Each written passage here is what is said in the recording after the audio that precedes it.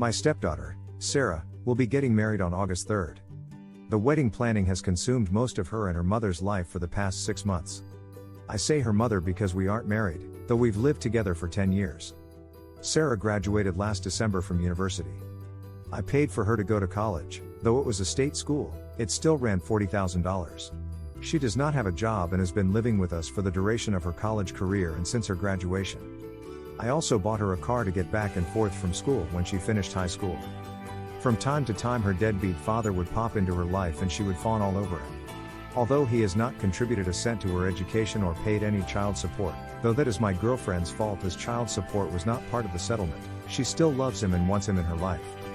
He stays long enough to break her heart by skipping town and breaking some promise that he made her. The wedding venue holds 250 people max. I gave them a list of 20 people that I wanted invited, since I was paying for everything. They told me that was no problem and they'd take care of it.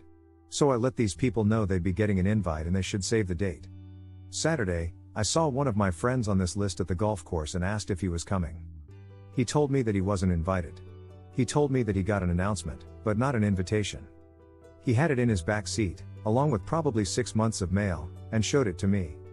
Sure enough, it was just an announcement, and my name was nowhere on it. It had her dad's name and her mom's name and not mine.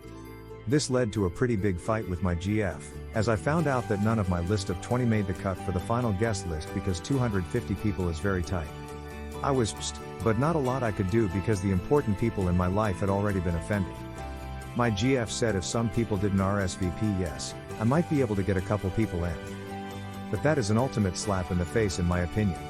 So, I was boiling on Saturday. Yesterday, we had a Sunday dinner with the future in-laws family and us and a surprise guest, the real dad. At this little dinner Sarah announced that her real dad was going to be able to make it to her wedding and that now he'd be able to give her away. This was greeted with a chorus of "Oh how great and how wonderful." I don't think I have ever felt so angry and so disrespected. I was shaking.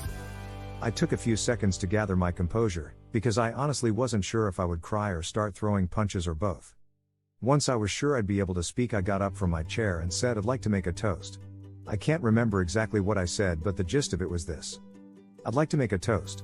The sound of spoons against glasses ring in my ears. It has been my great pleasure to be a part of this family for the past 10 years. Aw, how sweet. At this point in my life I feel I owe a debt of gratitude to bride and groom, because they have opened my eyes to something very important. Confident smiles exchanged. They have showed me that my position in this family is not what I once thought it was. And now a glimmer of confusion and shock begins to spread on the faces in the room. Though I once thought of myself as the patriarch or godfather of the family, commanding great respect and sought out for help in times of need, it seems instead that I hold the position of an ATM, good for a stream of money, but not much else. As I have been replaced as host, both on the invitations and in the ceremony, I am resigning my financial duties as host to my successor, real dad. So cheers to the happy couple and the path they have chosen. I finished my drink. You all can let yourselves out.